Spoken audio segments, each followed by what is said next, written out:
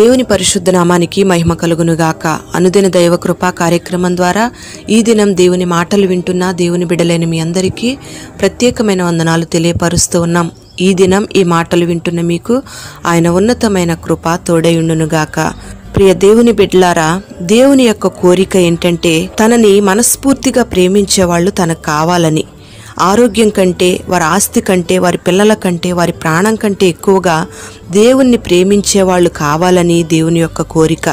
మరి ఈ భూమి మీద అలాంటి వాళ్ళు ఉన్నారని నిరూపించడానికే దేవుడు సాతాను చేసిన సవాల్ని ఒప్పుకున్నాడు. దేవుని ఆశ కూడా అదే. తననన్నిటికంటే ఎక్కువగా ప్రేమించే ఒక సమూహం ఉందని దాన్ని బయలుపరచడానికి దేవుడు తను వేసిన కంచెను ఒక్కొక్కసారి తీసివేస్తూ ఉంటాడు. తన బిడ్డల్ని సాతానికి అప్పగిస్తూ ఉంటాడు.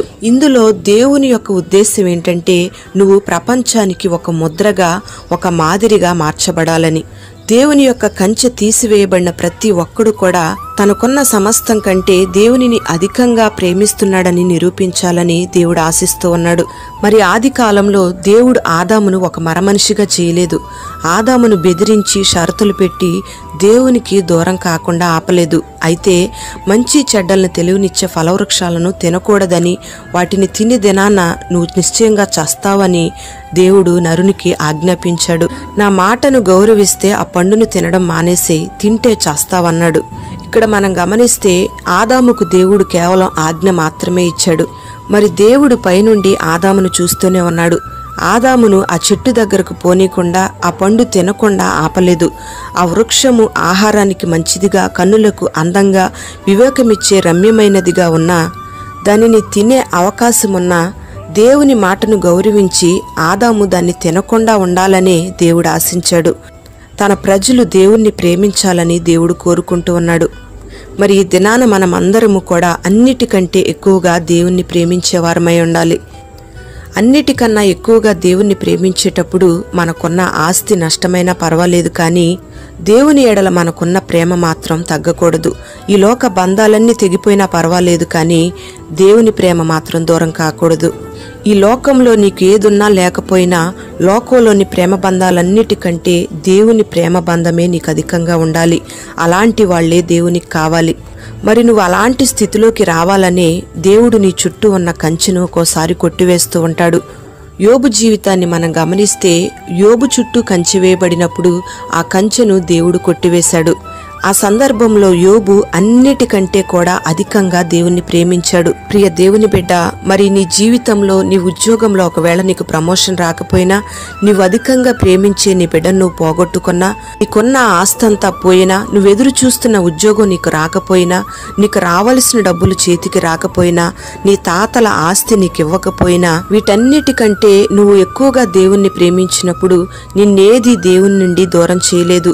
ఒకవేళ నువ్వు ఈ లోకంలో ఉన్న వాటన్నిటికంటే దేవుణ్ణి అధికంగా ప్రేమించేటప్పుడు ఈ లోకంలో నీకున్న పలుకుబడి పోవచ్చు, నిన్ను నిందించే వాళ్ళు వేల కొలదిగా లేవచ్చు, నీకు అవమానం కలగొచ్చు, చెయ్యని నేరం నీ మీద పడొచ్చు. మరి అలాంటి సందర్భంలో నువ్వు సణిగి గొనిగి దేవునికి దూరం కాకుండా, దేవుణ్ణి ప్రేమించడం మానేయకుండా వాటి మధ్యలోనే నువ్వు అధికంగా దేవుణ్ణి ప్రేమిస్తే దేవుడు ఒక రోజున నిన్ను ఖచ్చితంగా హెచ్చిస్తాడు. ఎవరు నిన్ను దూషించారో, ఎవరు నిన్ను అసహ్యించుకున్నారో, ఎవరు నిన్ను అపహాస్యం చేశారో, ఎవరు నిన్ను అవమానపరిచారో వాళ్ళ ద్వారానే దేవుడు నిన్ను గణపరిచేటట్లుగా చేస్తాడు. నువ్వు ఏ చేతుల ద్వారా కొట్టబడ్డావో ఆ చేతుల ద్వారానే నీకు సన్మానం చేయిస్తాడు. ప్రియ దేవుని బిడ్డ, యోబు చుట్టూ వేసిన కంచె దేవుడు తీయడానికి గల కారణం ఏమిటంటే యోబును ప్రపంచం ఎదుట సాక్షిగా నిలబెట్టాలని అతని కంచెను దేవుడు కొట్టివేశాడు. యోబు కూడా దేవుని యొక్క మనస్సులో ఉన్న ఉద్దేశాన్ని పరిపూర్ణంగా నెరవేర్చాడు. నోటి మాటతో కూడా దేవునికి వ్యతిరేకంగా మాట్లాడలేదు. యోబు యొక్క గురంతా కూడా దేవుని మీదే ఉంది, కానీ తనకున్న ఆస్తి మీద గాని, బంధు బలగాల మీద గాని, తన బిడ్డల మీద గాని, తనకున్న పరపతి మీద గాని లేదు. అందుకే యోబు తనకున్నవన్నీ పోగొట్టుకున్నా గాని తన భక్తిలో మాత్రం నిలకడగా నిలిచి ఉన్నాడు. మరి యోబు యొక్క మనసు స్థిరంగా ఉండడానికి, కారణం ఏంటంటే యోబు ఈ లోకంలో ఉన్న వాటన్నిటికంటే కూడా దేవుణ్ణి అధికంగా ప్రేమించాడు కాబట్టే. మరి ఈ దినాన మనం చేస్తున్న భక్తి ఆశీర్వాదాల కొరకు చేయకూడదు గాని ఆశీర్వాదాలకు కర్త అయిన దేవుని మీదే మన భక్తి ఉండాలి. ఈ లోకంలో ఉన్న ఆశీర్వాదాలన్నిటికంటే కూడా దేవునిని మనం అధికంగా ప్రేమించే వ్యక్తులంగా ఉండాలి. మరి అట్టి కృప ఈ దినాన దేవుడు మనకు దయచేయునుగాక.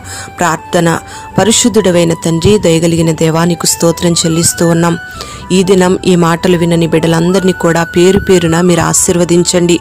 యోబు ఏ రీతిగా ఈ లోకంలో ఉన్న వాటన్నిటికంటే నిన్ను అధికంగా ప్రేమించాడో ఆ రీతిగా ఈ మాటలు వినని బిడ్డలందరూ కూడా ఈ లోకంలో ఉన్న ఆస్తుల కంటే, వెండి బంగారాల కంటే, ఐశ్వర్యము కంటే, ప్రఖ్యాతుల కంటే నిన్ను అధికంగా ప్రేమించే వారిగా నీ బిడ్డల్ని మీరు మార్చండి. నిన్ను ప్రేమించేవారు బలవంతంగా కాకుండా హృదయపూర్వకంగా ప్రతి ఒక్కరూ నిన్ను ప్రేమించాలని మీరు కోరుకుంటూ ఉన్నారు. నీ యొక్క ఉద్దేశాన్ని ప్రతి ఒక్కరూ నెరవేర్చేటట్లుగా మీరు సహాయం చేయండి. నీ యొక్క ప్రేమలోని బిడ్డలందరినీ మీరు స్థిరపరచండి. మనపూర్వకంగా నిన్ను ప్రేమిస్తున్న నీ బిడ్డల జీవితంలో కలిగిన నిందలు, అవమానాలు, సమస్యలు, శోధనలన్నిటినీ కూడా అధిగమించి నిన్ను ప్రేమించే కృపను మీరు కలుగు చేయండి. ఆ సందర్భంలో నీ బిడ్డలు ఎక్కడా కూడా నీ ప్రేమలోంచి దూరం కాకుండా, నిన్ను ప్రేమించే విషయంలో దూరం కాకుండా నీ బిడ్డలకు మీరు కృపను అనుగ్రహించి అట్టి బలమైన ఆత్మశక్తిని మీరు కలుగు చేసి మహిమ మీరు పొందుకొనమని యేసు పేరట వేడుచు ఉన్నాము తండ్రి.